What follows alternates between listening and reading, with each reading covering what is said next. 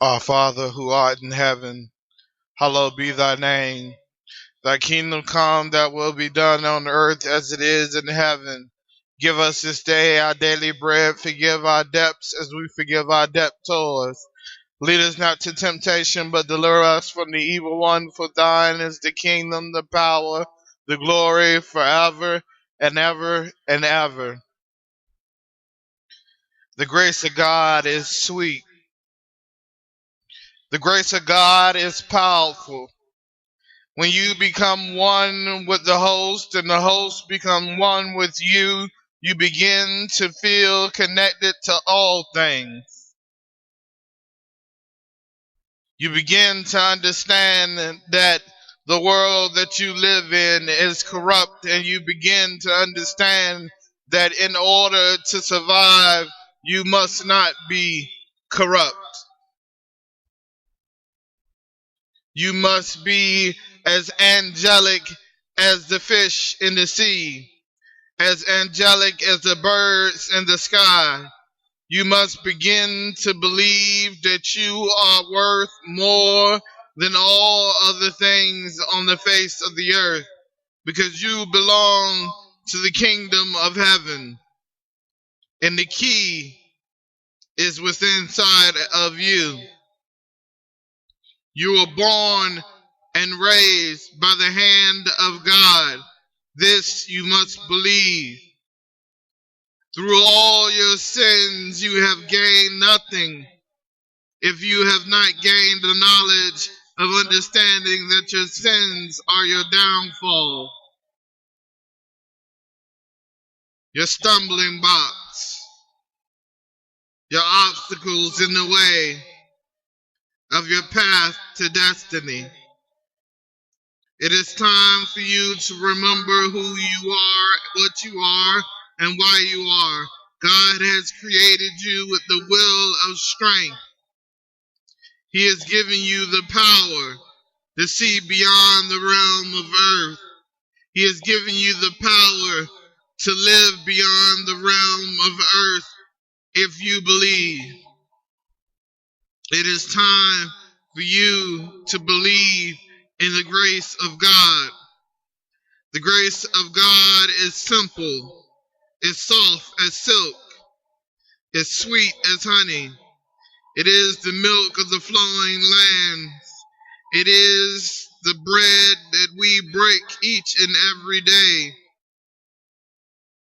It is the power by which we are honored by his hands. When he lay the grace of God upon you, you feel different. You feel alive. You feel the energy of all things within inside of you. You become a conqueror, not conquered. You begin to understand that the power of God is greater than any power ever seen in the land ever. You remember that you are a prince, that you are a princess, that you are kings and queens of the earth, that you were raised to be high upon the mountain, that you are looking over the kingdoms of God and looking at the purity of life. This is your moment to understand that the grace of God is greater than anything else ever. We have been searching our lives for something to make us whole. We've been searching our entire lives for something to change us. We've been searching our entire lives for the missing piece. We've been searching our entire lives for a better relationship with God. Well, this is your moment. This is your moment to believe that God has given you something more than just a moment. He has given you eternity forever and ever. He has given you the power to cross beyond the earth to the other realms. He has given you the power to live forever. He has given you the power to be strong and conquer. Conquer the enemy that says no to you. Conquer the doubters and the critics who complain of your weakness, who complain of your dullness, who complains of your complicity in sin, who complains that you are not ready, who complains that you are nothing, who complains that you have stood at the gate of heaven and should not enter. It is your time now to recall the Father who kissed you before you were born, blessed you as you entered the world of sin. The Father who has kept you every step of the way. It is time now for you to be grown and understand the intellect of God.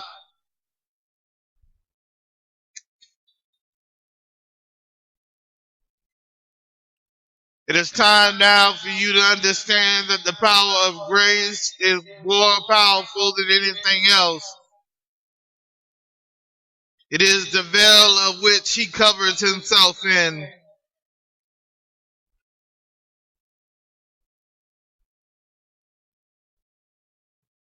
It is the power in which he created heaven. It is the power in which he created you to be humble, to be strong, to be perfect, to understand that he loves you more than anything else in this world.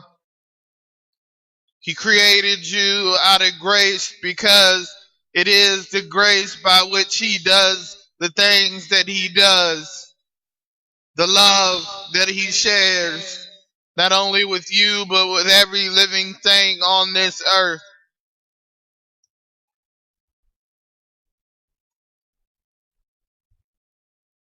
He shall keep you from harm as you believe in him. It is important to believe in him because he believes in you. He believes in you more than he believes in the dead. For he worships the living that shall not die. Even when death is at your door, he knows, and he grants you the peace and solemn to walk through the door and live forever. He grants you the tree of life. He grants you the fruit of that tree. It is your duty to begin to believe in God more than you believe in the words of man. For he has created the words of man, and he has created the words of the living God. He is the ultimate word. He is the ultimate power. He is the ultimate will of life.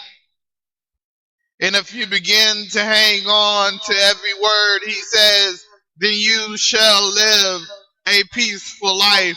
You shall be humble. You shall take to the battlefield with the sword and be not afraid of thy enemies. You shall not be harmed. You shall be victorious in everything that you do. It is now time for you to believe in the grace of God.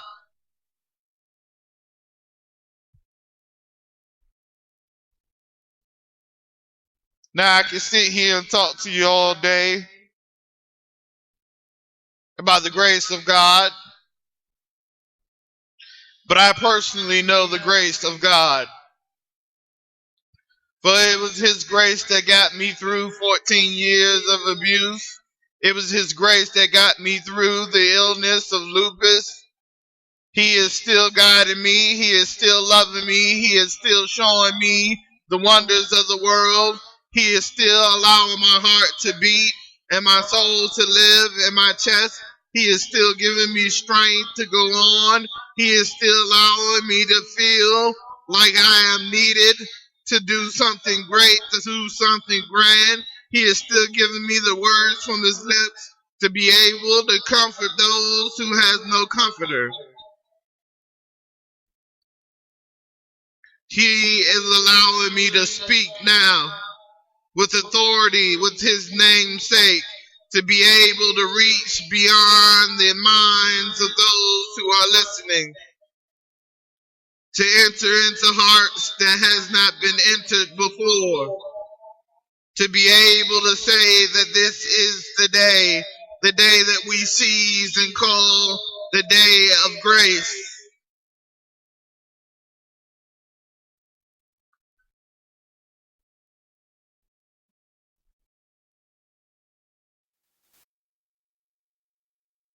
Allowing me to be able to have the strength to fast.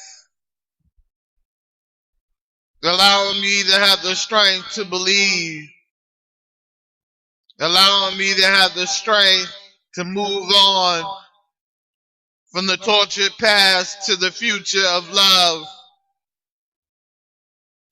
He has given me the ability to be strong, stronger than most, stronger than all that have come my way. He has given me the ability to be more than just man. So I say unto you that you are stronger than anything that comes your way. No weapon formed shall prosper. Even the tricks of the devil shall not prosper when you believe in the grace of God. Not even the traps of the devil shall prosper when you believe in the grace of God.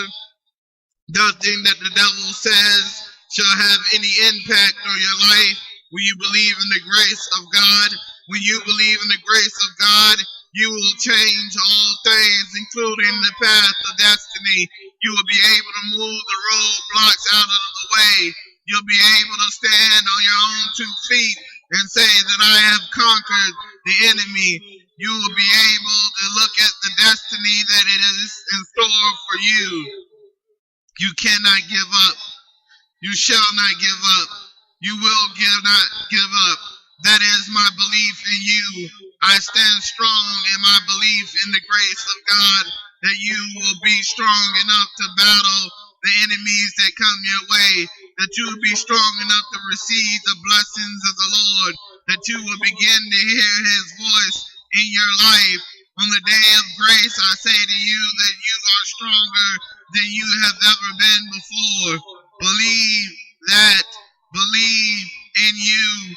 Believe in God. Believe in the grace of God. For the host of hosts requires you to have grace for it to enter. So I say to you on this day of grace, have grace so that the host of hosts can enter into you. For you are a solemn temple built for the Lord to live inside of you.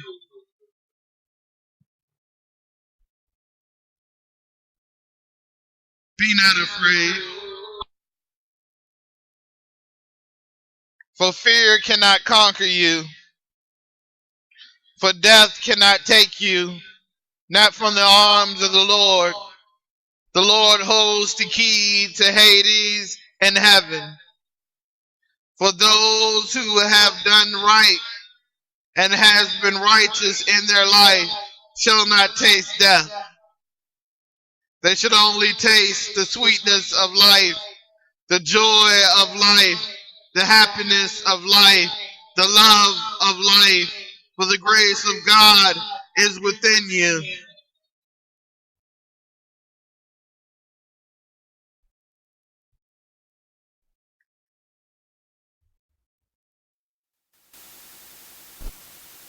This is the final chapter that must be written by you, that must be given life by you. Time shall evolve, days shall change, people shall change, but what shall not change is you. What shall not change is your grace. What shall not change is your power. When you begin to believe that you have power over your life, it shall not change. When you begin to believe that you come from the Father himself, you shall not change. When you begin to believe that you are made to be bold and brave, that you were made to rock the boat, that you were made to lead many, you shall not change. The grace of God is with you. When you begin to believe that it is your hour of compassion, it is your hour of love, it is your hour of faith, it is the time of grace to save your life, then you will understand the power of the Lord. I hate when people say that God is a mysterious God, that God moves in mysterious ways. He does not. He moves in a way that you can understand so that you may be able to see his footprints and be able to follow them all the way to the kingdom of heaven. He shows you the way. He shows you the light. He shows you the power of grace and love, because that is who he is.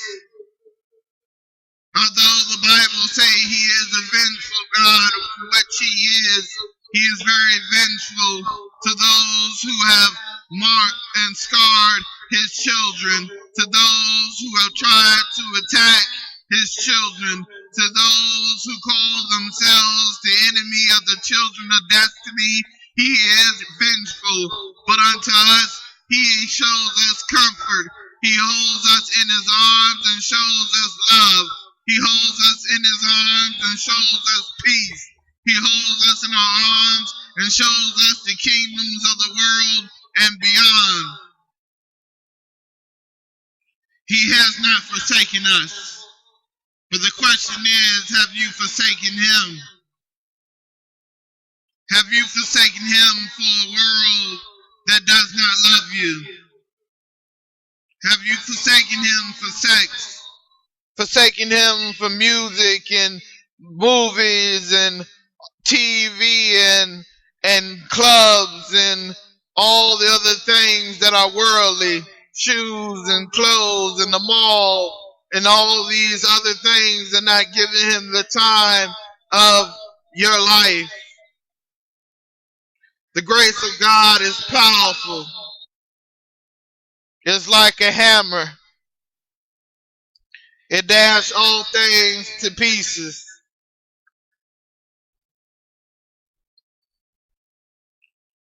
The power of God is to restore, is to heal, to regenerate,